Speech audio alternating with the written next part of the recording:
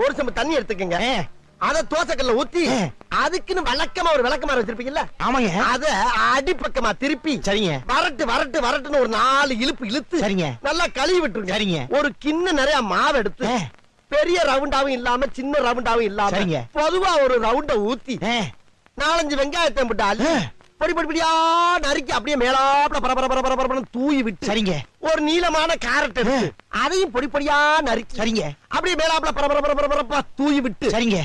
ஒரு 16 கரண்டி நெய் எடுத்து சரிங்க. அதுல 6 கரண்டி நெய்ய உள் சைடு அப்படியே லேசா விளாவி விட்டு சரிங்க. 10 கரண்டி நெய்ய தோசைக்கு வெளி சைடு அப்படியே மேலாப்ல விளாவி விட்டு சரிங்க.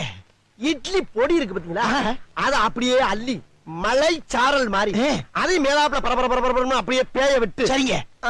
பொத்துனாப்ல அப்படி ஒரு பருத்து இப்படி ஒரு பருத்து அப்படியே ரெட்டி கலர்ல முருக விட்டு கம கமன்னு ஒரு ஊத்தப்பத்தை எடுத்து